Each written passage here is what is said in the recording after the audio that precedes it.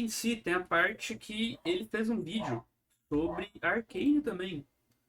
Só que como eu não assisti a segunda parte de Arcane ainda, e eu vou assistir em live, né? A gente vai assistir juntos.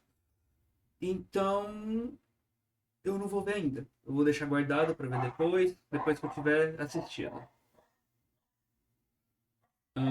Como assim, cara? A gente já assistiu mais de 2 vídeos seguidos do Tio Joey. What the fuck? Mas vamos lá ver o que ele fala sobre Black Clover. Black Clover foi um anime que virou chacota aqui no ocidente. O que mais tinha por aí eram vídeos falando de sua dublagem, animação, roteiro, mas conforme o meu canal foi crescendo, mais e mais pessoas apareciam dizendo que Black Clover, na verdade, era um mangá muito divertido Em questão de animação, não tenho o que falar, cara. Infelizmente é verdade. e com uma leitura incrível, que inclusive esconde várias personagens femininas incríveis. Hoje vamos descobrir se isso é verdade, porque eu li do capítulo 1 até o capítulo 100. Eu fui o único que defendi desde o começo. Verdade. Pelo menos no círculo social que eu conheço, você sempre defendeu Black Clover. Eu nunca me interessei muito. Eu só comecei a me interessar mais depois que eu li alguns capítulos do mangá. Aí eu fui ver o anime, pulei os fillers, os que eu percebia, tipo, os que mais deixavam na cara. Filler. Aí eu ia lá, pulava, mas daí eu assisti o anime ainda assim. Aí depois eu fui lá e comecei a ler o mangá mesmo. E foi bom. Foi uma experiência muito boa. O anime é fiel, mais ou menos, né? Tem uma cacetada de filler também. E eu vou te dizer se Black Clover vale a pena. Eu vou evitar spoilers, mas vou dar um contexto e vamos analisar arco Até a o mangá arco. era meio feio. Não, cara, a arte do autor e o que eles faziam em questão de aquilo era horrível e mal feito por questão de produção atropelada é uma coisa completamente diferente. Comentando sobre a escrita Mas os fillers eram interessantes. Cara, nem todo filler é interessante, nem todo filler é ruim. Os que eu pulava é aqueles que, tipo, cara, isso aqui não vai dar em nada, é só um filler chato pra comer tempo. Eu não vou ficar perdendo tempo assistindo isso. O anime todo já tinha lançado, então foda-se, sabe?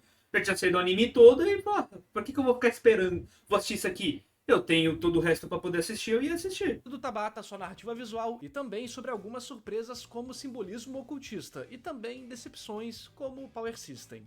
Então Agora, já Asto coloca. e Yuno. Yuno devia ter morrido já, né? O Yuno tá vivo, é um bagulho que, tipo, o autor quer ele, o Yuno só é nível do Asta, porque o autor quer. Porque vai tomar no cu, que personagem desinteressante, velho. Não tem nada de interessante no Yuno. Tipo, cara, desculpa, eu nunca vou entender como a magia de vento e a magia de estrela criam um local que o tempo não passa. Deve ter algum simbolismo em cima disso? Sei lá, deve ter, mas foda-se. O Yuno é tão desinteressante que vai tomar no cu, sabe? A segunda magia dele é da hora. Sim, a segunda magia dele é da hora. O arco que ele pega, que eles vão pra Spades, é da hora pra caralho. É um dos momentos que eu olhei e falei, ah tá, o Yuno não é tão chato assim. Só que depois disso ele volta a ser o Yuno. Então, tipo, no final, dá no mesmo. Like para eu não desistir de trazer os melhores vídeos para você e se inscreve no canal para continuar descobrindo a magia dos animes e mangás que você gosta. Como sempre, gosto de começar a análise dando uma atenção especial ao primeiro capítulo, que para mim é o mais importante de qualquer obra. E o primeiro capítulo de Black Clover é Por isso que eu nunca postei nada do que eu já escrevi, porque eu nunca fiquei satisfeito com meus primeiros capítulos. complicado. Ele é muito bom em algumas coisas, mas acaba vacilando em outras. Sua arte, quadrinização Cacete, meus vizinhos estão vendo um filme que eu tô ouvindo o som dos barulhos do filme daqui, velho. Puta que e pariu. fluxo de leitura Espero que não tenha cena do vídeo. já começam muito bons, e só vai evoluindo conforme os capítulos passam, se transformando em um dos mangás com leitura mais fluida que eu já vi. Com certeza, Realmente? pra mim, esse é o destaque dessa abertura, e vai ser um elemento que vai elevar muito a série, transformando um roteiro simples e muitas vezes acelerado em uma leitura super gostosa, que mesmo que não te entregue exatamente coisas super profundas ou uma trama complexa, acaba sendo difícil de parar de ler, porque você é sugado pra dentro das páginas. Mas falando sobre o roteiro em si, começamos com uma página que faz a contextualização rápida do mundo de Black Clover. Demônios devastaram a humanidade, mas um poderoso mago os derrotou, e ficou conhecido como Rei Mago.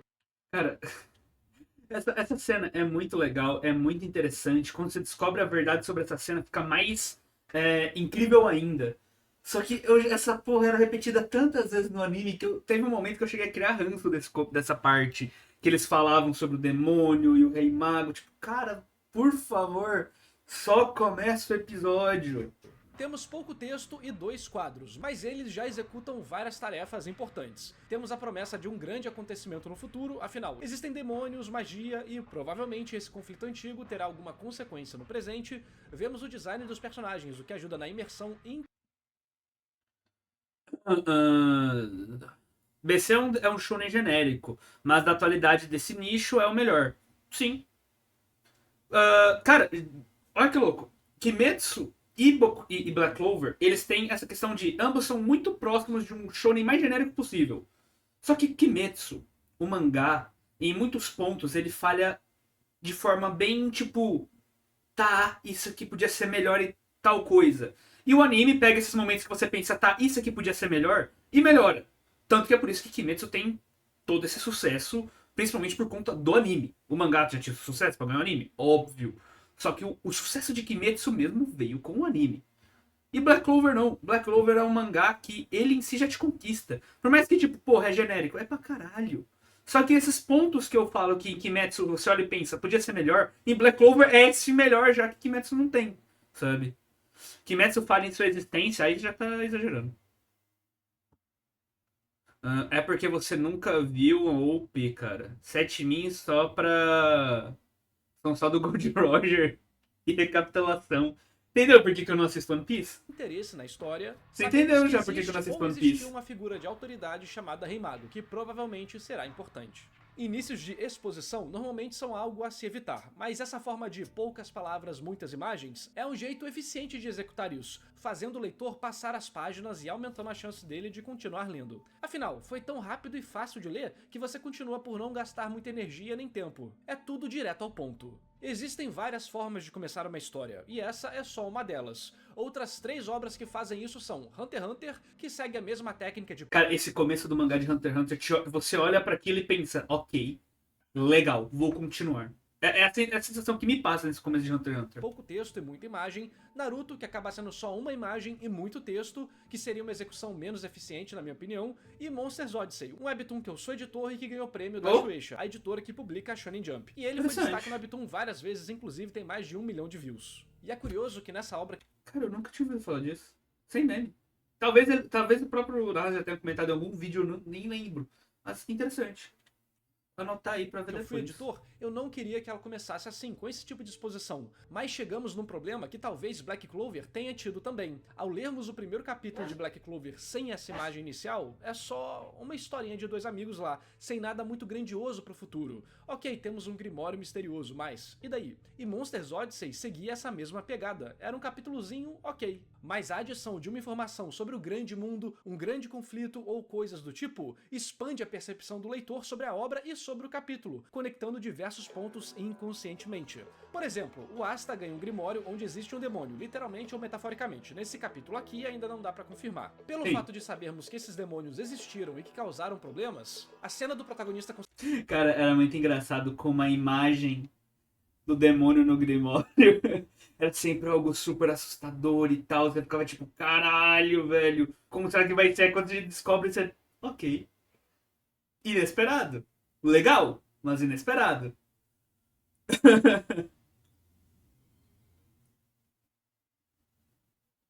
Uh, Cara, é tipo, o contexto de eles serem amigos é pela questão de contextualização de rivalidade.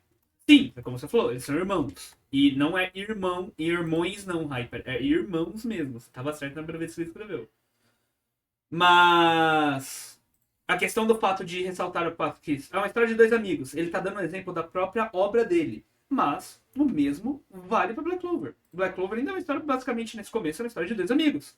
Eles cresceram juntos no mesmo orfanato e tal, mas eles são 2 amigos. 2 amigos e rivais. Lieb agora é um pet.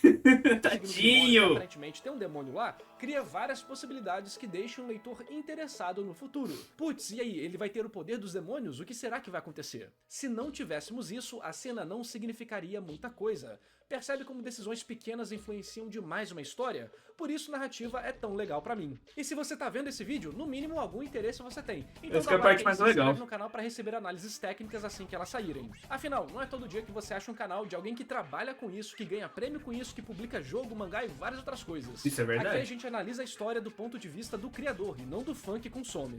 Depois também vou falar sobre vários elementos simbólicos ótimos que Black Clover fez e que eu nunca vi ninguém comentando.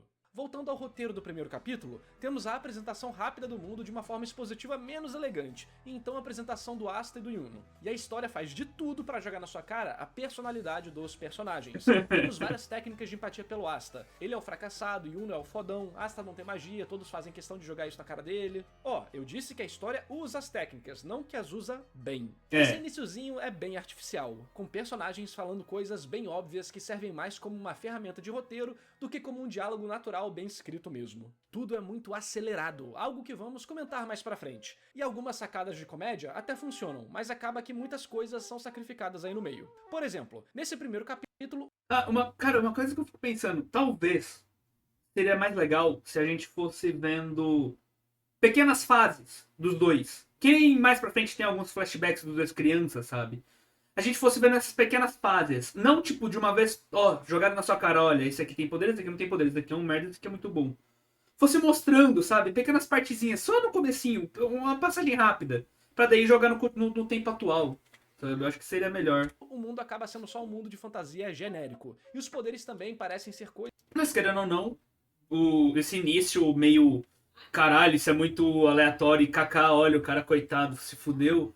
É o que pegou muita gente, então talvez não funcionasse tanto. Coisas né? bem simples. Durante esses 100 capítulos, algumas questões dessas foram mantidas, já outras me surpreenderam. Pra mim, o maior problema desse primeiro capítulo é como força muito a parte negativa do Asta no início, enquanto faz o Yuno ser um FDP. Por mais que no futuro vejamos que ele não é assim, acho que ficou muito estranho esse início, e seu comportamento acaba parecendo sem sentido pra mim em alguns momentos. Tanto desse primeiro capítulo, tipo o início dele e o final dele, quanto em outros momentos da obra. Ele admira o Asta, mas o trata como um bosta, porque fez uma promessa de ser forte no passado? Hã? Então, a partir... Realmente. Yuno, o maior fã do Asta. No começo você não compra isso. Não tem como você comprar isso no começo. Depois você vem lá, né, tem uns flashbacks, aí você acaba pegando um pouco mais, a relação dos dois melhora muito também. Mas no começo você olha pra ele, tipo, cara, porra, ele é só um chato que desdenha do protagonista, sabe? Ele é aquele personagem Ed. Por mais que o Yuno não passa muito de um personagem Ed no continuidade também, né? daqui, vamos cobrir arco a arco, começando pelo arco da entrada nos Cavaleiros Mágicos, que vai do capítulo 1 até o capítulo 10. Eu não vou cobrir capítulo a capítulo, mas tem algumas coisas que eu preciso falar do segundo. Ele já começa com 6 meses de time skip, o que se junta àquela crítica de tudo ser muito acelerado, sendo um dos maiores problemas desse início pra mim. Só que, ao mesmo tempo, as características positivas começam a se intensificar. Partes de comédia com estrutura boa, a apresentação dos touros negros, a dinâmica de menosprezo do Asta e então a sua superação.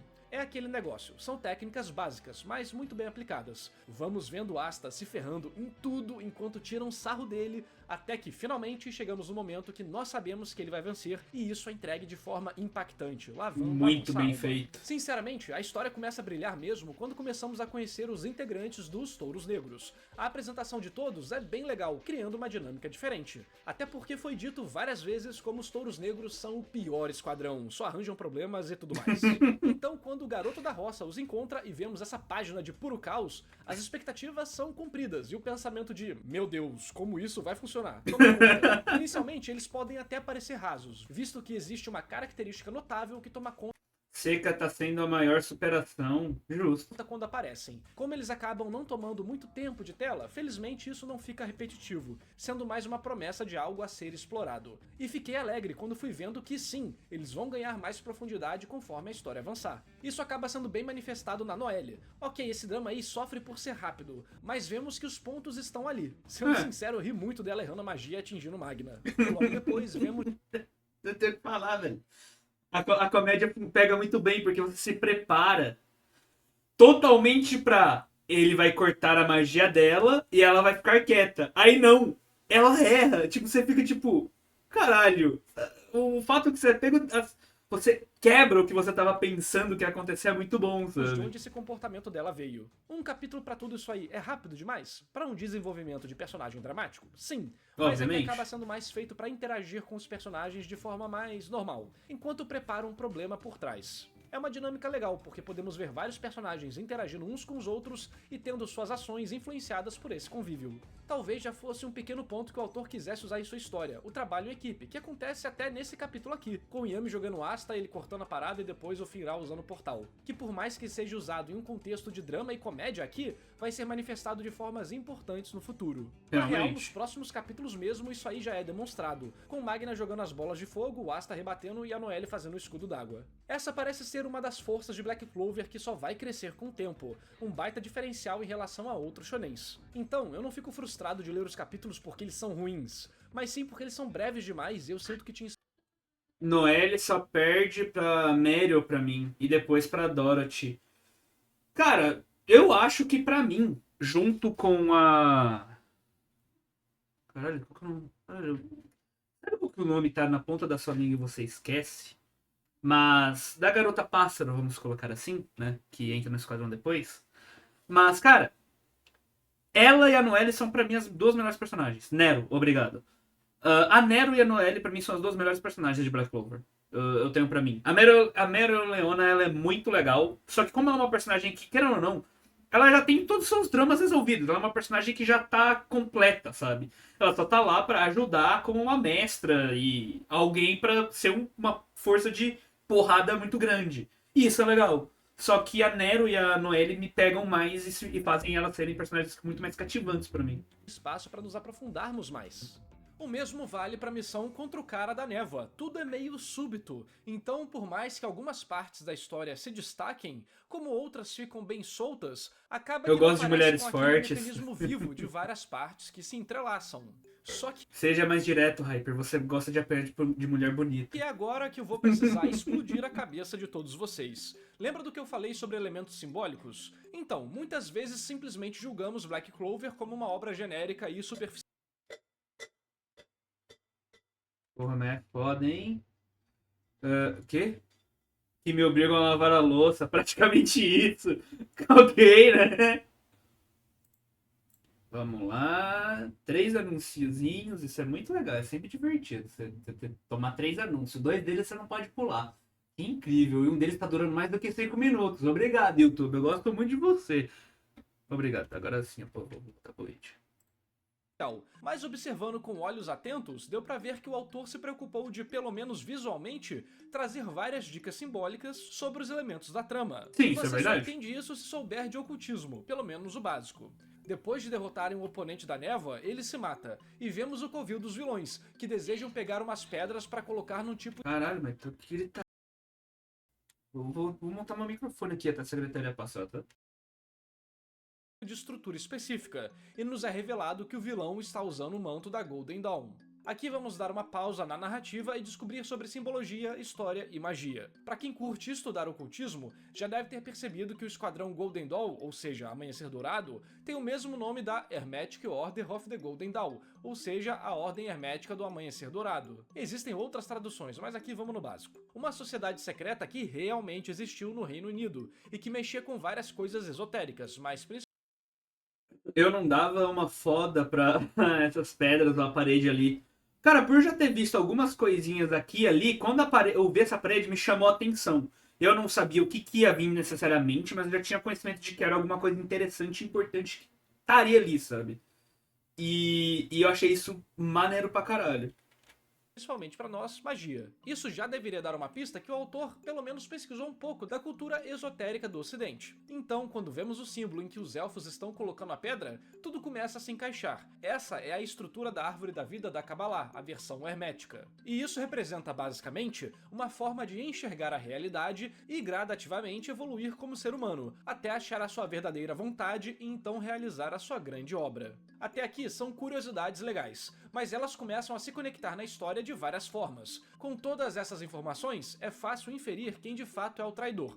Afinal, além de mostrar o manto da Golden Dawn, vemos a árvore da vida da Kabbalah, e depois um personagem usa uma magia de árvore da vida. Fica meio óbvio, não? O legal é que a própria história compreende isso, e vai construindo essa suspeita, pra então fazer outra coisa, mas quando chegarmos lá falamos disso. Mas Realmente. e se eu te disser Isso que é visualmente, bem o maneiro. autor tomou mais cuidado ainda na hora de construir a ideia do mundo e da história? Pensando nessas conexões que conversamos, eu fui atrás de procurar mais, e não é que eu achei.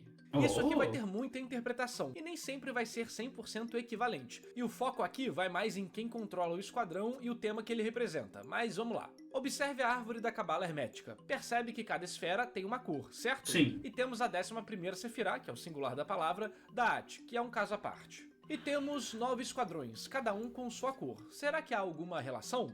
Aparentemente, dessa forma, 2 esferas ficariam de fora, dependendo da vertente que o Tabata escolheu aplicar, porque tem uma que só tem 10 esferas. Que é exatamente o que eu falei agora sobre 10 esferas ou 11. Mas, procurando na Wiki, eu descobri que existe um 10º esquadrão, a Serpente Branca, e aí tudo se encaixou quase perfeitamente. Vamos lá, de cima para baixo. Keter, a coroa, basicamente Deus, a pureza e fonte de toda a criação. E quem coordenava o esquadrão da Serpente Branca? Conrad Leto, o antigo rei mago. Porém, ele se perde e acaba sendo corrompido. É assim como uma certa serpente faz na religião cristã com os humanos. Serpente, que também...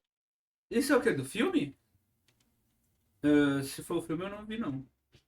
No começo você acha que o Nozel é um merda. Depois você acha que ele é melhor até do que o Fogoleão. Ou bem empatado. é o símbolo visual do demiurgo do gnosticismo, que diz que estamos Eu presos... vi o filme, é da hora. Pior que eu não vi, não. Vamos colocar na lista. Já a gente já vai ver Arcane mesmo, qualquer coisa a gente pegar um tempinho e a gente vê o filme. Que eu não assisti o filme, não. Atingir a iluminação para encontrarmos o verdadeiro Deus. Cobra também que tá dentro do símbolo da alquimia, né? A cobra que come o próprio rabo. Significando o infinito, os ciclos. E o que seria infinito também? Pois é, Deus, que é representado por Keter, a coroa. Conrad também tem 2 golpes com o nome Janus, Batismo de Janus e Abigail de Janus. Janus é o deus romano dos inícios e dos fins, novamente associado ao símbolo da cobra comendo o próprio rabo. Que mesmo que o símbolo do esquadrão não seja isso, todo o contexto aponta para esse elemento. Também é o deus das transições e de várias outras coisas. Inclusive, o mês de janeiro tem seu nome baseado nele, o primeiro mês de um novo ano, um novo início. Janeiro, ou January em inglês, né? January, vem de Janus. Ele é representado tendo... Caralho! Tá aprendendo cultura aqui com duas com faces, uma olhando pra frente e outra para trás. Impressionante. E bem, a própria leitura do golpe Abigail de Janus em japonês significa portão do deus de 2 faces. Já Abigail é uma das esposas de Davi, e deve ter a ver com a relação do Conrad com a sua esposa. Não vou entrar muito a fundo aqui porque não é o tópico. O ponto é, toda essa mistura deixa bem claro como simbolicamente o esquadrão representava Keter. O próprio termo batismo já traz uma conotação religiosa também. A segunda esfera é Shokma, e sua cor é cinza. Ela representa a sabedoria, o raciocínio lógico, a estabilidade e a própria organização das coisas. Mas se tiver uma energia descontrolada, pode levar à arrogância e à autoridade opressora. As águias de prata, uma cor bem próxima do cinza, tem Nozel como líder, que odeia qualquer quebra da organização social do reino e dos cavaleiros, mantém suas emoções mais contidas e pensa logicamente em como agir nas situações de combate. Biaca. É basicamente Biaca. E nem preciso falar das características negativas, não é? Em relação à sua família, sua irmã, pessoas de um nível social mais baixo e por aí vai. A terceira esfera é Binah, e sua cor é preta. Ela representa o conhecimento, a intuição, construir o entendimento a partir de dados brutos. É também associada a uma mãe que nutre, desenvolvendo e dando forma às coisas. A cor preta representa a profundidade, mistério e potencial escondido do conhecimento. É a absorção de todas as cores caóticas para então transformar em formas compreensíveis. Basicamente descrevemos o Yami aqui, né? Que é basicamente intuição. E ele pega todas as pessoas desajustadas e dá orientação a elas. Ele transforma o potencial delas em uma força de mudança real no mundo. Agora eu vou acelerar, e vocês nos comentários podem postar suas percepções e também fazer suas próprias pesquisas, mas confia que isso aqui quase sempre bate direitinho. Shezed, a misericórdia, é azul, e a capitã da rosa azul a representa. Gevurah, o rigor, é vermelho, representado pelo capitão dos leões carmesim. Tiferet, a beleza, representa a grande obra, a elevação, tipo o potencial máximo que a gente poderia adquirir aqui na Terra. É amarelo e o astro que representa também é o Sol, representado pelo capitão do amanhecer dourado. Netza, a Vitória, é verde, representado pelo capitão dos Louva-a-Deus Verdes, o cara mais psicopata por vitória e combate em Black Clover. Então sobram Rod, o Esplendor, Yesod, a Fundação, e Malkuth, o Reino. E os esquadrões que sobram são o Pavão Coral, a Orca Roxa e o Aquacervo. A partir daqui, as ligações ficam bem fracas e não consegui encaixar nenhum. Ah, eu vou aproveitar pra avisar algo que eu já falei nas lives antes. Eu já vi o anime de Black Clover até o Asta enfrentar aquela Imperatriz da Água em outro país. Então eu tenho conhecimento do que acontece até certa parte da história. Mas eu via na época mesmo, sem muito compromisso e mais de curiosidade pra ver onde a nova grande franquia da Shonen Jump iria chegar. Eu nunca dei muita moral ou pensei sobre a história. Eu só vi um anime, tinha uma animação legal aqui e ali, mas em geral era muito mal produzido. Só agora, com esse vídeo, que de fato eu fui ler o mangá. Então, eu sei da trama dos elfos, e é curioso que o capitão desses 3 esquadrões que acabaram ficando sem um equivalente direto na Kabbalah, acabam sendo receptáculos dos espíritos dos elfos. Eu sei que outros capitães também são, mas eu acho que por suas personalidades terem sido melhor trabalhadas no roteiro, acabou sendo possível os alocar ali. Enquanto os elfos, que têm outra personalidade, acabaram recebendo uma classificação mais direta na Kabbalah, que eu não vou entrar aqui. É curioso que o Aquacervo era o Cervo Cinza antes, quando Julius era capitão. Talvez pudesse ser da Ati, o Abismo do Conhecimento, porque ele é representado ou de cor transparente ou com um cinza bem claro. E curiosamente, da Ati é o portal que pode levar as pessoas pro lado ruim. Pique Adão e Eva, sabe? A fruta do conhecimento que fez a gente... Caceta. Mais um...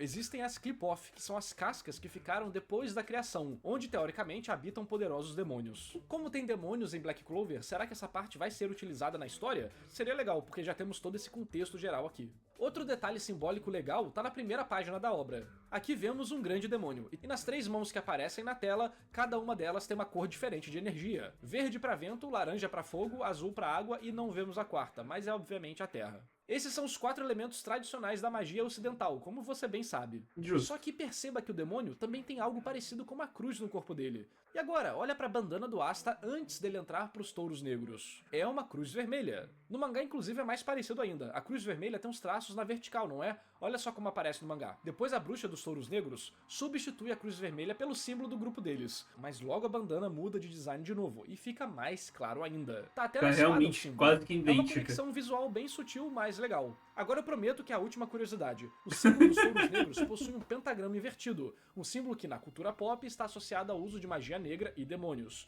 Seria isso uma forma de mostrar que eles são rejeitados da sociedade? Ou que eles vão mexer com demônios no futuro? O Asta meio que já tem um demônio dentro dele, né? Acho que já tá bom pra parte de não... Ainda vai pro vice-capitão, né? Que também mexe com demônio. narrativa, não é? Se vocês curtiram isso aqui, dá aquele like e comenta nos comentários pra eu trazer mais desse tipo de curiosidade pra vocês. Voltando pro capítulo do vilão da névoa, tem só mais um pontinho que eu queria falar que exemplifica bem como o autor tem cuidado que muitas vezes dizem que ele não tem. Quando o Asta fala de querer virar o Rei Mago, o inimigo da névoa diz: Rei Mago, que sonho ridículo. Mas observe bem o quadro. O relógio toma conta de quase todo E o hoje em quadro dia que o tem esse Asta foi geral com magia demoníaca.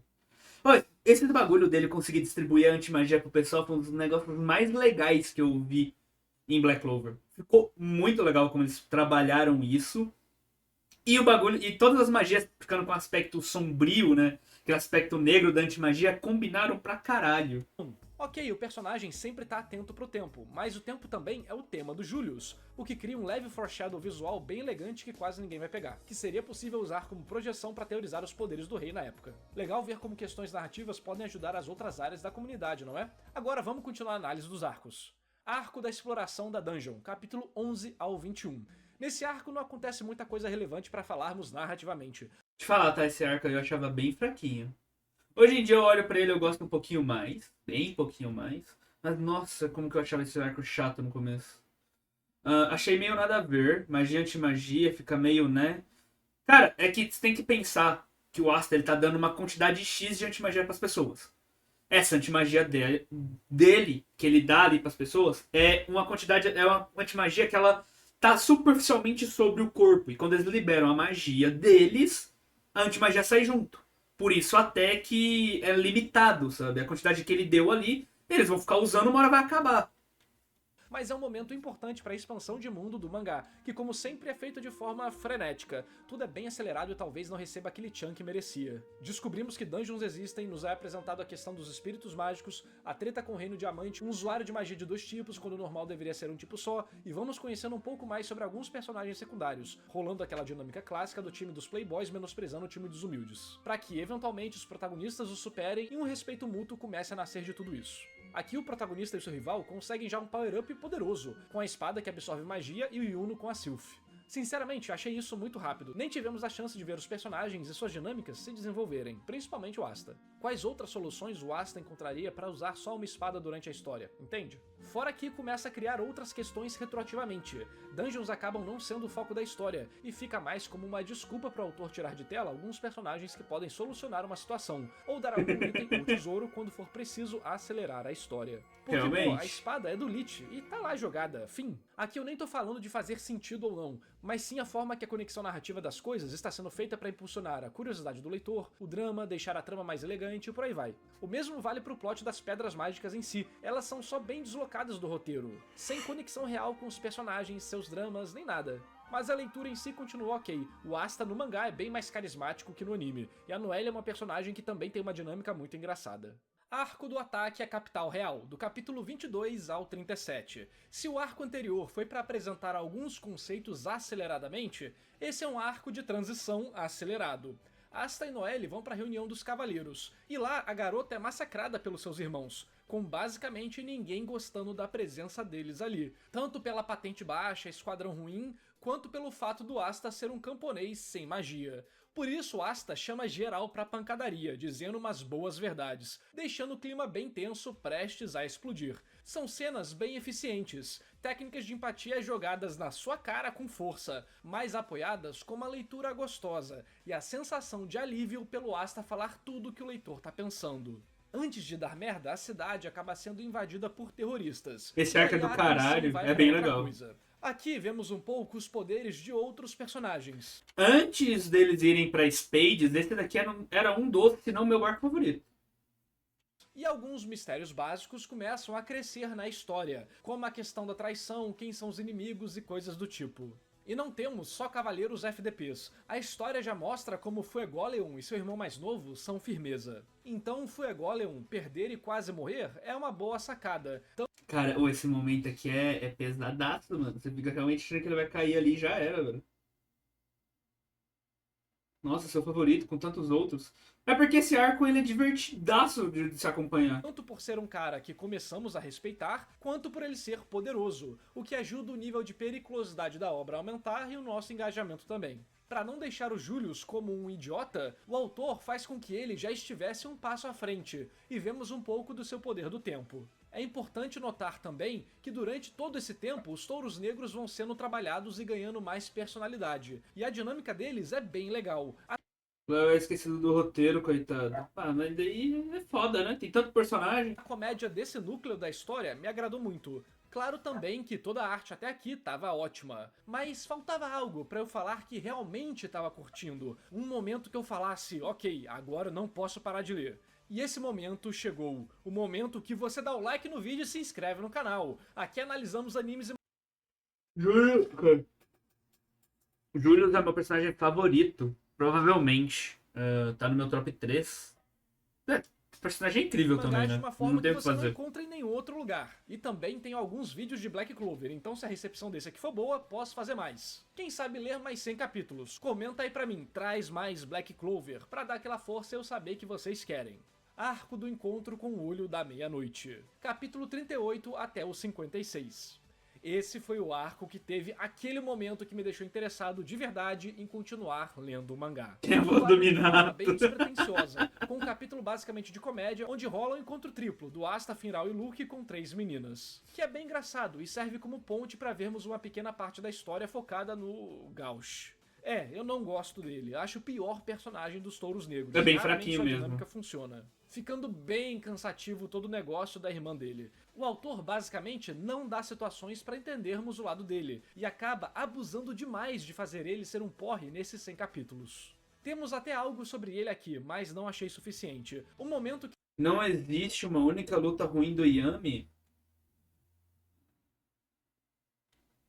Não dá pra pensar Ele em nenhum acaba assim ficando mesmo. mais interessante é no combate, e principalmente no trabalho equipe e superação dos limites. E não vejo isso como um mérito dele, e sim de como o autor sabe usar o Asta e o Yami para melhorar as cenas. Esse é um arco que isso é vamos ter verdade. uns quadros de luta sensacionais, e o negócio só continua crescendo conforme a luta A magia é da hora, a transiciona magia dos de irmãos espelhos, né? aleatórios pro Lich Cara, ser aquela magia que pelo menos a elfa no corpo da irmã dele usa de controlar as pessoas com os olhos, aquela magia é muito maneira. os capangas. Aqui a história também volta a reforçar a questão do trabalho em equipe e das combinações possíveis de poderes, o que ajuda a obra a se destacar. Vou falar disso mais no final do vídeo, mas eu acho que o Power System de Black Clover é muito fraco, porém o autor compensa muito criando situações criativas e combinações interessantes entre os personagens, o que torna a dinâmica das lutas bem legais de serem lidas, sempre aliada a uma ótima quadrinização. Só que, novamente, é um arco muito acelerado, que fica bem superficial em várias questões, e é carregado pela boa leitura, mas agora agregando um desenvolvimento legal pro Asta e uma dinâmica de lutas legais. Por isso, fiquei feliz quando vi o potencial do Tabata quando ele decide não acelerar, exatamente na luta de Yami versus Lich. O vilão aparece, já ferra com todo mundo, Tabata bota aquela referência obrigatória pra Bleach, que ele é muito fã por sinal, direto se apresentar com o Kubo. E então o Yami aparece, com certeza um dos melhores personagens da obra, que eu já fui a fundo no meu vídeo analisando o aspecto do mentor em Black Clover. Aqui o autor acerta em tudo. Além de paralelos óbvios como luz e escuridão, temos a questão do mentor e do herói, usando muito bem clichês de animes, como superar os seus limites. E a forma que isso é escrito não é só engraçada. Yami seria quem em Bleach? Cara, em questão de ser um mentor, ele até pega um pouco ali, entre aspas, com o Zaraki, com o Urahara, sabe? Porque esse cara mais bobão e tal, alegre, mas que, tipo, no caso do Yami não tem, é meio foda-se, porque vão pensar dele. E daí vem que nem você falou, né? Ele, tipo, ele seria meio que um Urahara, meio que misturado com o Zaraki, pela forma dele de combate, ele gostar de lutar e tal, sabe? Mas não sei, cara. O Yami ele é um personagem que, pelo menos pensando assim, agora eu não consigo. Não me vem nenhum personagem diretamente de Bleach, assim, sabe? É também muito bem feita e combina perfeitamente com os personagens. Com o próprio Yami entrando nessa de se superar quando a coisa aperta, trazendo aquela visão idealizada que gostaríamos de alcançar de nós mesmos, exatamente o papel de um mentor numa visão mais pura do arquétipo. Mas não para por aí, a luta tem várias dinâmicas legais, sublutas que se conectam do Asta com o Valtus, dinâmicas interessantes de interação de luz e trevas, ciclo de tentativa e falha dos heróis e dos vilões, a apresentação do Ki, que abre mais espaço pro Asta lutar mesmo sem ter magia. Um dos bagulhos que mais me incomoda na dublagem de Black Clover é o fato de que eles traduzem a magia de trevas dele como magia de sombra. E, tipo, não é magia de sombra. Magia de sombra é de outro personagem. Não é magia de sombra. Yami é literalmente o Zaraki com a porra da superação e potencial infinito. Esse contexto dá pra ligar realmente. Dessa vez sendo um upgrade muito mais natural do que só achar uma espada nova. Acha que acabou os elementos dessa luta? Achou errado. Temos coreografias muito bem feitas, seguindo as boas práticas de ser basicamente uma dança, apresentando os poderes gradativamente de forma natural. A tensão vai aumentando enquanto vamos vendo a aplicação desses poderes de formas mais criativas e inesperadas. Vemos grandes magias poderosas, mas então temos a invasão de novos personagens na batalha que muda totalmente a dinâmica, com o Gauch tendo um ótimo counter pro Lich, só que aí aparecem os generais dos inimigos, mudando completamente a dinâmica de luta de novo e deixando a situação bem complicada pros protagonistas. Vamos vendo poderes novos e isso é aproveitado para criar uma escala de periculosidade, mostrando quais serão os inimigos no futuro que terão que ser derrotados antes de vencerem o Lich. Aí o Yami muito foda vai superar seus próprios limites quando Xablau, os capitães aparecem e veremos os poderes deles em ação pela primeira vez, ou pelo menos de forma mais focada, em uma situação de tensão. Tudo mantendo o bom humor do Yami que brinca com a questão de quase ter despertado um novo poder, mas deles terem atrapalhado. Fora que existe a magia do Net, que era. Então, foi o que eu falei. Existe já uma magia de sombra, que é a magia do Net. É a magia do vice-capitão dos Touros Negros. A magia dele não é de sombras, é de trevas. Seria no máximo, sei lá, tipo, magia de escuridão, sabe? Não seria magia de sombras. Tanto que no inglês mesmo é Dark Magic. Seria magia, talvez magia negra podia ser colocada. Pior que o trio do olho é meio meh. Cara, tipo, o coisa lá ele é violento e blá. É tipo o Noitra, só que o Noitra ele é legal pela questão de ele ser um trapaceiro e ele não se importa de trapacear pra vencer e o fato dele odiar ficar abaixo de mulheres. E qual que é o outro lá? O cara que copia, né? Ah, aquele eu acho bem mais ou menos mesmo. Eu acho que ele não teve tanto destaque, pelo menos não me vem nada na cabeça agora. A única que tem mais envolvimento é a do fogo lá, que tem a ligação com o cara dos cristais lá, só que, tipo, ninguém deles volta a aparecer realmente de forma. Oh meu Deus, eles voltam a ser lembrados. Não, eles são basicamente esquecidos depois disso.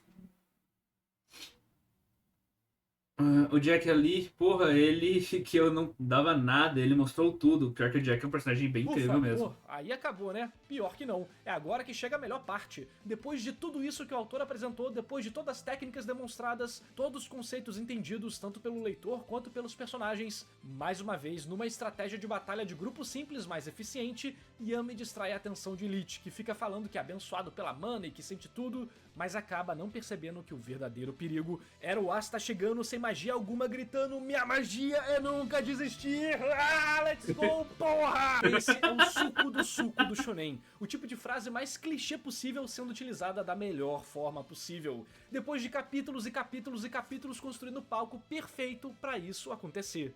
Pois, isso é bom pra caralho, velho. Isso te leva lá em cima quando acontece. Personagem usar sua fraqueza como uma força, aquilo que o torna diferente e por isso capaz de realizar grandes feitos, é algo que você pode até falar que é comum em histórias por aí, mas ver tudo sincronizado e trabalhando em prol da narrativa igual foi essa Melhor que Boku no Hero.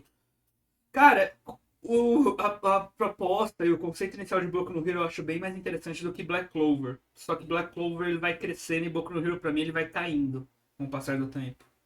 De qualquer modo. Fora toda a questão metafórica do idiota sem magia que o Yami fala, que pode ser projetado para o mundo real de diversas formas, visto que mangás shonens tem como um dos objetivos subentendidos ser uma força de transformação positiva para os garotos que estão lendo e que podem se sentir perdidos na vida. Eu já abordei muito disso no canal, até dos pilares temáticos da Shonen Jump, amizade, esforço e vitória, então não vou entrar muito a fundo aqui porque falta muito ainda para conversarmos. O número de Caralho, hein?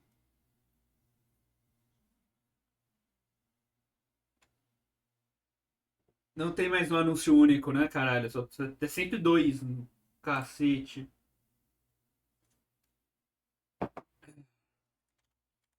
Não. Desculpa repetir, mas é aqui que a quadrinização, arte, impacto dos golpes, tudo isso explode em qualidade. Fora outros pequenos foreshadows, tipo Yami percebendo que o vilão fala como se conhecesse ele. Mas é a recompensa pelas sementes plantadas em capítulos anteriores, e serve como um ótimo gostinho do que está por vir. No capítulo 54 também acontece algo bem interessante, que é uma projeção narrativa dupla. Projeção narrativa é um termo que eu tirei da minha cabeça, deve ter outro nome técnico, mas o que eu quero dizer é quando a história usa elementos de técnica de escrita para revelar algo indiretamente. Não é exatamente um foreshadow, porque não é nada dentro da trama, mas talvez seja um tipo de foreshadow mais narrativo mesmo. Por exemplo, em One Piece temos personagens falando de uma concubina famosa e FDP, então a cena corta pro Momonosuke treinando dizendo que precisa encontrar sua irmã, que hoje em dia deve ser uma mulher incrível e mais velha também. O autor comunica a ideia sem dizer ela, entende? A concubina é a irmã dele. Aqui temos uma projeção fake, que é quando o autor pretende te enganar mesmo. Isso é algo complicado, porque as enganações de leitor ocorrem com a apresentação de pistas que ele ignora, e não mentindo pro leitor. Aqui até é interessante, porque a projeção mais clara é William, ele dizendo que tá num negócio que não pode parar e sempre fica ausente, ele escondendo o rosto, o Yami confronta ele diretamente perguntando se ele não usa magia de luz e tal. Porém no futuro vemos que ele tem uma doença no rosto, então não poderia ser, só que ele usa magia de árvore. Então você pode até pensar, ok, essa projeção foi mentira, ele não é o traidor. Mas tem outra coisa nesse momento. O único outro personagem que esconde o rosto é o líder das orcas. E além disso, como uma brincadeira de roteiro, Yami diz que a risada dele é macabra. Esses dois elementos acabam sendo a projeção verdadeira, onde de fato é ele que é o traidor. Só que aí vem a outra projeção que falamos antes. A falsa, na verdade, era a verdadeira também, e depois descobrimos sobre a real condição do William. Isso tudo é comunicado em poucos quadros, se mascarando um subtexto e aí, Gustavo, como é que você que tá? não tem importância, mas que podemos perceber como foi bem planejado. Arco do Templo do Mar, capítulo 57 até o 74. Esse arco é legal, só que eu não curto muito a batalha final. Tipo, chega um ponto dela que é muito maneiro, principalmente quando o Asta ali, né, tá sendo controlado entre aspas, pelos fios e usando a magia. Aquele momento é muito maneiro, só que chega um momento que a batalha pra mim só começou a ficar chata, sabe? Pior que eu não gosto muito do William, não. Ele é um personagem pra mim que ele é legal, mas, tipo, não passa disso. Esse Ele é um arco belo começa com legal. uma estrutura bem parecida com o anterior, um capítulo de comédia e uma nova etapa que se conecta com a trama maior. Só que aqui temos um foco de desenvolver mais a Ih, Noelle, rapaz, só no anime mangá que eu não porque manjo tem relação nada. com os Que isso, demais Gustavo? touros negros. O que é um detalhe bem legal, não só nesses 100 capítulos, mas depois... A melhor parte foi Yami botando pra mamar. Por mais que eu entenda o fato do Yami não ter sido lá porque ele não queria, vamos dizer assim, me incomodou o fato dele realmente nunca ter tentado fazer isso até o momento que ele faz, sabe? Tipo, caralho, velho, seus alunos, vamos dizer assim, entre aspas, estão lá lutando, porra. Você vai deixar realmente o inimigo daquele jeito lá, mesmo tendo a questão de superar os seus limites. Você não vai lá ajudar, sabe? Me pega um pouco nisso, sabe? Foi mal, mas Black Clover não me pegou. Que triste. também é que a Noelle tem um desenvolvimento de personagem muito bom, que deixa ela como uma mulher forte de várias formas diferentes. Fora Meryl Leona, que também é super bacana. Então, se você busca um mangá shonen que as garotas tenham um bom crescimento e não sejam só esquecidas pelo roteiro, Black Clover pode ser um mangá pra você. E Sim. bem, pareça um disco quebrado, mas talvez esse seja um dos arcos que mais demonstra como Black Clover pode ser acelerado demais, o que acaba prejudicando a obra em vários pontos. A ida deles até o fundo do oceano, então a chegada na cidade debaixo d'água e ao templo é frustrantemente rápida, dura um capítulo só. Aí algum fã de Black Clover vai aparecer pra dizer que na verdade o sacerdote tinha visões e tinha um trato com o povo e por isso já tava esperando a galera preparado e já encaminhou os touros negros pra sei lá o que e tal. E você pode estar certo, mas isso não tem relação com o que estamos falando. O ponto é como a obra trata seu world building, a conexão emocional dos personagens com o ambiente e outras pessoas e por aí vai. E nesses dois pontos, Black Clover peca também. A parte emocional dos personagens acaba se safando pela força de entretenimento que os protagonistas têm. E volta e meia um ou outro secundário é usado pra ajudar, mas dá pra perceber como o foco é mais prático e não é realmente gerar um drama e uma forte conexão. Não chega a ser um problema porque a obra usa outros pilares pra sustentar as coisas, como dinâmicas de luta interessantes e o relacionamento entre os personagens dos touros negros, mas parece que a obra poderia estourar em qualidade se juntasse tudo isso, sabe? Bem, esse arco basicamente acaba servindo como uma expansão da apresentação dos touros negros, e também rola aquele desenvolvimento da Noelle, que é sempre bem-vindo. Mas o Veto aparece, um antagonista que, sinceramente, nem fede nem cheira, e tá lá só pra cumprir a cota de vilões selvagens. Lembra que eu falei das lutas sem muito apego emocional? Pois é, nem conectado com os personagens o Veto tá. Mas o autor faz funcionar, pela força dos protagonistas e a qualidade da coreografia de luta. Por isso, obviamente, o maior mérito da luta é o trabalho em equipe, principalmente a parte final do Asta todo ferrado, sendo auxiliado pelos fios e pelos portais. Essa parte é a mais maneira dessa luta.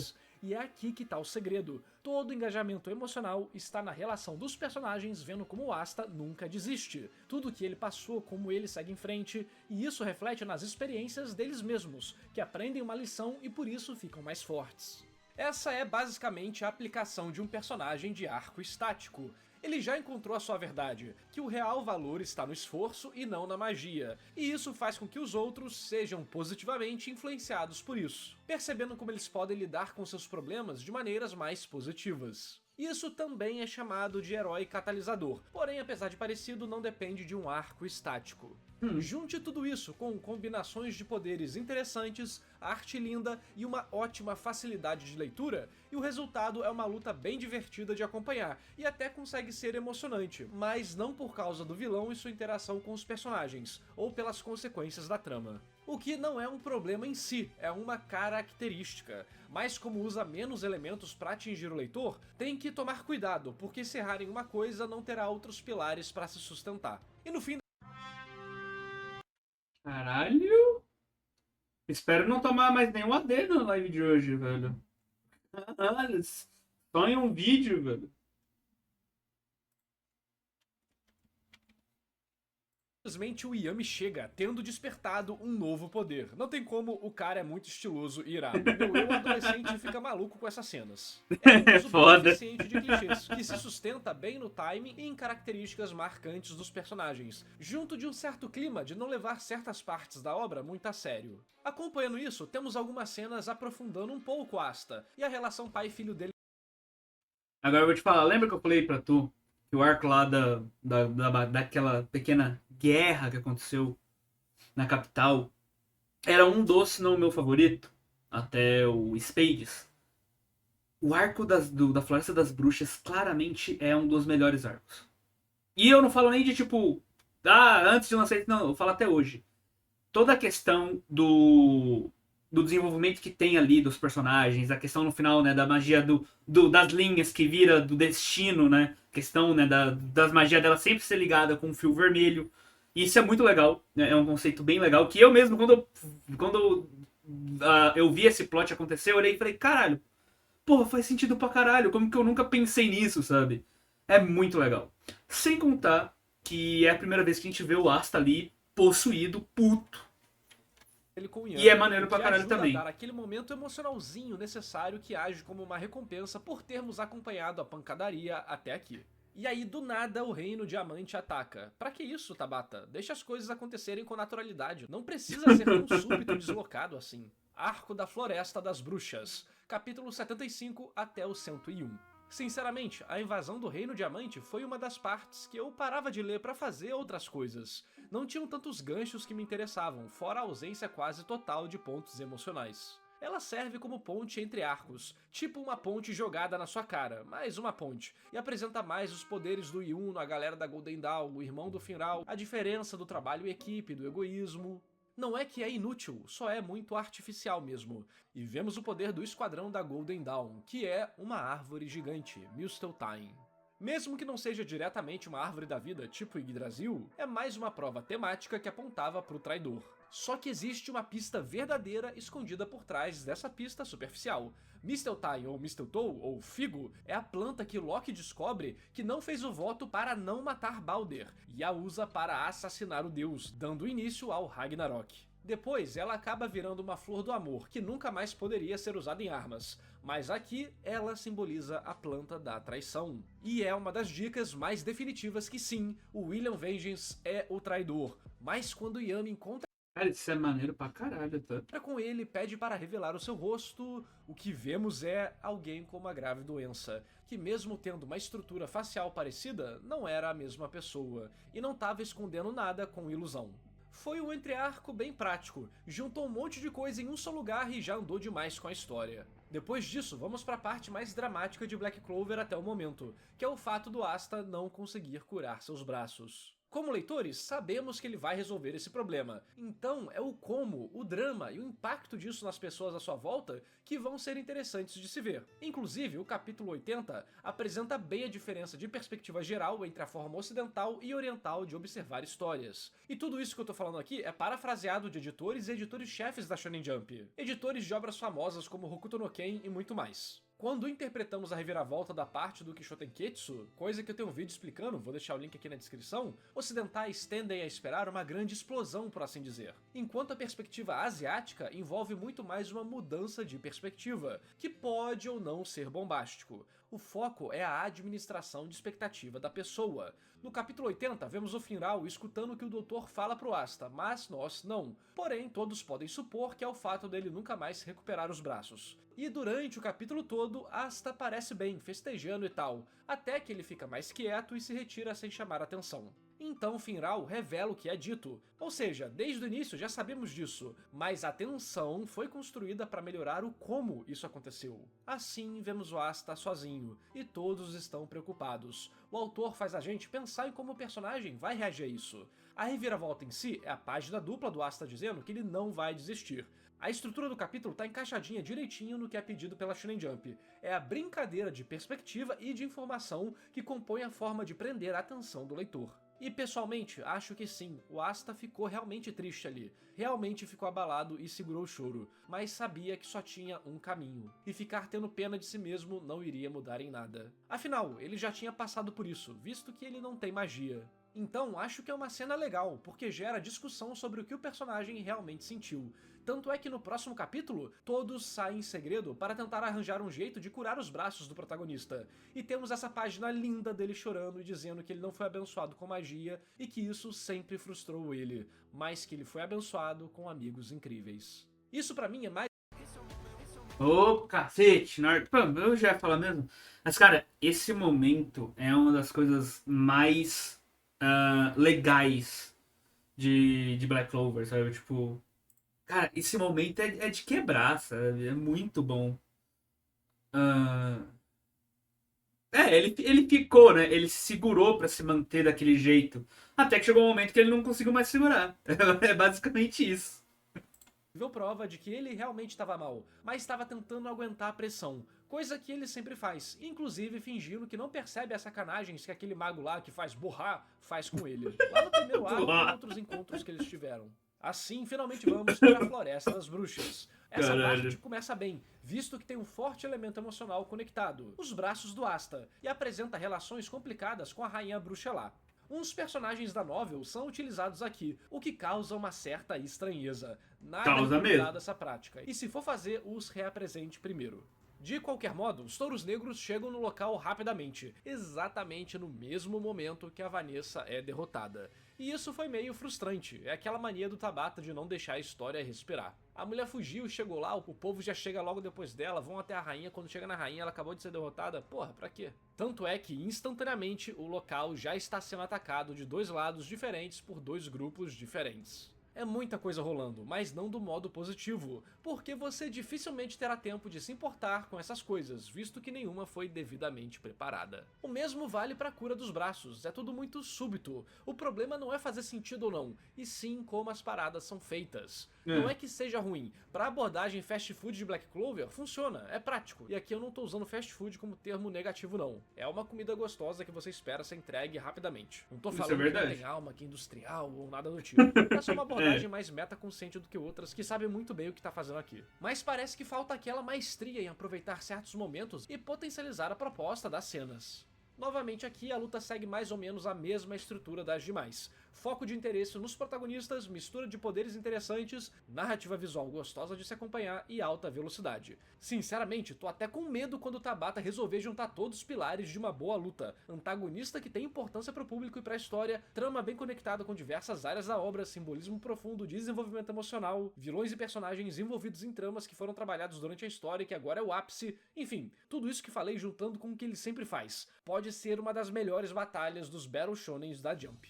Aqui, ele até evolui um pouco a própria fórmula para não ficar na mesmice. Ele muda a dinâmica da batalha, quem é aliado, quem é inimigo, mistura o passado de outros personagens, novos poderes, transformações, interferências e até desenvolvimento emocional e de alguns personagens envolvidos na luta, uns mais que outros. São 15 capítulos de pancadaria desenfreada, mas a cada capítulo uma coisa nova acontece para manter o seu interesse. Pode ter alguma coisa forçada aqui ou ali? Pode. Eu acho que a mudança de lado de alguns personagens foi muito súbita. Poderia ter um processo mais elegante que desenvolvesse melhor as inseguranças durante a batalha. Mas, sinceramente, da forma que tá, me divertiu muito. O mesmo vale para a liberação do poder da Vanessa. Teve toda a questão emocional, tem a necessidade dentro da trama, mas é tão súbito. Tudo bem liberar naquela hora, mas a história se beneficiaria de um ritmo levemente mais lento, para conhecermos melhor a personagem antes, para ficarmos com aquela sensação de algo vai acontecer, porque obviamente iria, ou a história acabava ali. Em Black Clover, parece que os poderes vão aparecer quando o autor precisar, e eu vou falar disso na parte do Power System. O poder tem até um tema legal, é um fio vermelho, o fio vermelho do destino, o fio que liga as pessoas, o laço, Kizuna, conexão. Por isso fica legal quando ela fala que não tem mais laços com a Rainha das Bruxas. Boa aplicação de temática, dentro do que o Tabata faz em Black Clover pelo menos. E esse é o 100º capítulo, mas o arco acaba no 101, então resolvi ler. Ele fecha diversos assuntos que foram abordados nessa guerra, além de nos dar muito lore e preparar os verdadeiros antagonistas dessa parte da história. Então em geral foi um bom capítulo, a única parte que eu estranhei foi novamente o comportamento muito súbito da rainha de simplesmente ficar "ah beleza, valeu, falou". Esse é um problema com muitos personagens secundários de Black Clover. Análise geral. Uou, 101 capítulos analisados. Acho que deu pra ter uma boa noção das partes fortes e fracas da obra. Só que algumas coisas ficaram de fora dessa análise, visto que eu tentei me focar na narrativa. E essas duas coisas são o sistema de poder e o worldbuilding da obra. Por isso vou comentar sobre eles agora. E já aviso pra você que acho eles fracos. Mas eles não acabam sendo um problema tão grande. Por quê? Uma das formas de organizar histórias é focar ela em um desses três pilares: mundo, personagens e trama/acontecimentos. É o triângulo da estranheza. Se uma obra foca em mais de um ao mesmo tempo em um mesmo momento narrativo, 90% das vezes vai dar errado ou se tornar mais complexa do que deveria. Existem formas de se focar em mais de um, como por exemplo separar sagas ou arcos para se focar em uma parte, depois na outra e por aí vai. Black Clover é uma obra que se foca muito na categoria trama, especificamente na questão de acontecimentos. Achou estranho porque Black Clover não tem uma trama complexa? Mas acredite, obras de comédia também caem dentro de tramas, e especificamente na questão de acontecimentos. Você precisa de vários acontecimentos interessantes e engraçados para uma obra de comédia fazer sentido. E obras de ação também caem muitas vezes aqui, visto que uma boa obra de ação e luta é determinada exatamente pela boa execução de acontecimentos, que em uma visão macro é uma sequência de fatores que desencadeiam um combate, e no micro é a coreografia de cada luta. Foda, hein? Não é foda. Não é fácil, não. Estamos finalizando o vídeo. Estamos com quase 1 hora aqui, mas o vídeo também tá acabando. Então, Foi 1 eu hora criticar já. Power System e World Building não significa que a obra é ruim, ou que essas características precisam ser boas. É só para entendermos melhor esses elementos e quais foram os sacrifícios escolhidos pelo autor para fazer a história do jeito que ele queria. Vamos lá, Power System. O sistema de poderes de Black Clover é bem simples até demais, a ponto de tirar um pouco da identidade dos personagens. Qual a diferença entre os tipos de elemento e de grimório se todos têm corda de fogo, corda de água, corda de luz, corda de terra, corda de madeira, magia de cura de fogo, magia de cura de água, magia de cura de árvore? E basicamente todas elas têm as mesmas características. Claro que talvez no futuro tenha um detalhe aqui e tal, mas em geral a maior parte do tempo é só igual pra todo mundo. Isso torna tudo meio meh. Pra vocês terem uma noção, na luta contra o cara lá do desespero, a menina com a magia de música faz um colchão com o som da música. Tá, pode ser possível um impacto sonoro, sei que e tal, mas é meio que tudo serve da forma que o autor quiser. Então, tudo acaba sendo mais estético do que prático mesmo. O mesmo vale para os grimórios, até o momento eles não tiveram nenhuma mecânica interessante. Eles têm as magias que os caras sabem e aí, xablau, no momento necessário uma nova magia aparece e eles aprendem a usar. É um sistema muito aberto que basicamente não tem limitação, e isso pode tirar a identidade das coisas. Tanto é que ninguém pensa em Black Clover quando se fala de sistema de poder. Se mal administrado, poderia ser terrível mesmo. A sorte é que o Tabata consegue usar isso a seu favor, fazendo combinações muito legais. Inclusive, pra quem viu meu vídeo sobre sistema de poder, Black Clover pra mim estaria no quadrante de magia individual e soft. Acabou ficando sem exemplo naquele vídeo, mas agora tá aí. Já o world building, percebemos como ele realmente não é o foco, quando a sociedade funciona da mesma forma que a nossa, mesmo todo mundo tendo magia, nem que seja só um pouco. Como realmente seria uma sociedade assim? Que tipo de máquinas seriam inventadas? Como seria a estrutura das ruas, das casas, dos prédios? Isso na real é um problema de muitos mundos de fantasia. Eles são os nossos, mas com um pequeno detalhe diferente, sem pensar realmente nas consequências desse tipo de coisa, sendo a natureza lá por milhões ou milhares de anos. E o próprio reino de Clover nem é bem aprofundado. Temos um rei e... fim. Tudo bem, não precisamos saber da política do mundo nem nada assim, mas quando as coisas parecem existir puramente como ferramenta para o autor fazer algum momento X ou Y, acaba sendo meio raso. E eu sei que existe o outro rei, o rei mago e sei que e tal. O mesmo vale para a interação com o sistema de poder. Pô, temos torres cheias de livros que do nada escolhem os donos e ninguém liga, ninguém fala nada, ninguém estuda. Por mais que isso seja normal no mundo e todo mundo esteja acostumado, o leitor não está nesse mundo e nem está acostumado. É o tipo de coisa que podia ficar aberto ali com um gancho pro futuro, meio que deixando, olha só, isso aqui vai ser um negócio interessante, continua lendo. É uma fonte poderosa de mistério e interesse, só que tudo isso é tratado só como uma utilidade fria pra obra. Tipo as dungeons, precisa de uma situação X? Toma aí uma dungeon que soluciona esse problema e o tema vai ser esquecido por dezenas e dezenas de capítulos de novo. Tudo acaba só ficando meio desconectado mesmo. As coisas parecem uma colcha de retalhos de propostas clássicas de fantasia, sem uma conexão forte com a história ou com uma explicação realmente interessante. Ou pelo menos a criação de um mistério interessante pro futuro. As dungeons são um local onde a mana fica maluca. Por quê? O que causa isso? Acontece em qualquer lugar, a qualquer momento? Sempre é assim? Essas coisas dão vida à obra, e abordar levemente essas questões pode ir construindo a sensação de um mundo vivo. Não precisa ser super detalhado, apenas bem integrado na história, e não só jogado. Agora que vimos tudo isso, Black Clover vale ou não vale a pena? Vamos fazer um rápido resumo. Black Clover é uma obra que em 100 capítulos teve um ritmo frenético, que prejudicou o worldbuilding e os personagens secundários, mas que apresentou personagens principais carismáticos e com bom desenvolvimento. As lutas em especial são o chamariz. Mesmo que o Power System não seja lá essas coisas, a forma que o autor aplica combinações de poderes e situações fez essa fraqueza virar uma força. Os vilões até o momento foram bem desinteressantes, mas a forma como o autor trabalha situações para ter sempre algo nos chamando a atenção e agregando no momento faz com que mesmo assim as lutas sejam divertidas.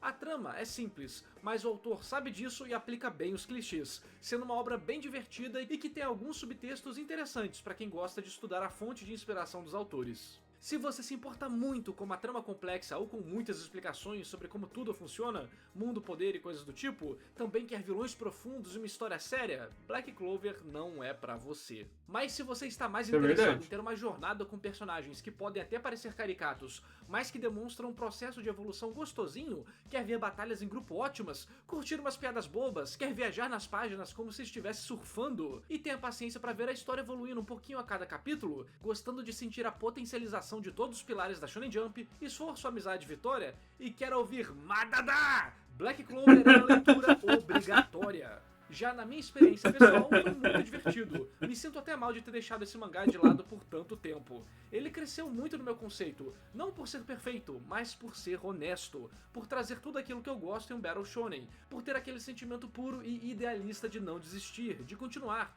de lidar com as situações da melhor forma possível, mesmo que elas pareçam sem saída. Talvez por ser levemente mais antigo que a nova geração, ele vá ao contrário dessa tendência de obras mais darkzeira e deprimentes. Eu acho que o futuro é brilhante, sempre fui um otimista. O único caminho é pra frente, e Black Clover incorpora isso em cada quadro do mangá. O melhor de tudo é que o autor decidiu publicar o arco final de 3 em 3 meses, o que provavelmente vai resultar em um final muito melhor do que outros mangás que se perderam devido à pressão e ao cansaço. Quem sabe esse não seja um motivo para você dar uma chance. Ver uma obra que decidiu fazer o que... Isso é um ponto que realmente tá fazendo que o final tá sendo bem trabalhado, tá? O fato dele não tá publicando tanto assim, tá se dando mais tempo. Né, Boku no Hero e Jujutsu? Acontece, cara. Não só isso, velho. Bleach mesmo, o próprio Kubo podia ter parado ali, parado, descansado, feito os exames, né, pra voltar depois, né. A própria Shonen deu a chance dele fazer isso, ele não quis, ele preferiu terminar Oshinoko. Cara, o foda de Oshinoko,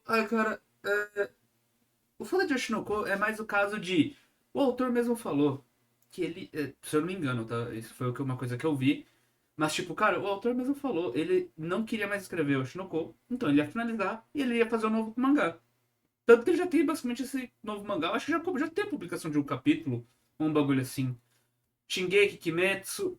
Shingeki foi basicamente assim também, né? O autor falou que ia terminar em tanto tempo. Ele terminou em tanto tempo. Mesmo tendo ficado aquele final completamente desconexo. Mangaka, descanse e não destrua sua obra. Agora eu quero saber o que você acha de Black Clover. Me diz aí nos comentários. Fica melhor depois do capítulo 101 ou só piora? Aproveita pra usar... Ah, fica muito bom, velho. Fica muito bom. Na minha opinião, só cresce mais e o arco de Spades é o melhor arco de Black Clover. Claro, esse final agora tá sendo muito bom, o treinamento do Asta lá na ilha, né, na região lá que o Yami cresceu é muito bom também. Mas o arco de Spades ainda me pega mais. Toda a questão, o pessoal tá querendo salvar o Yami ali, né, o William, tipo, toda essa questão de urgência, basicamente, tem um arco é bem legal. Mas de qualquer forma é isso. Estamos aí a 1 hora já de vídeo. Eu espero que vocês tenham gostado. Vejo vocês no próximo vídeo. Lembrando que o vídeo original tá aí na descrição. Então, valeu, falou e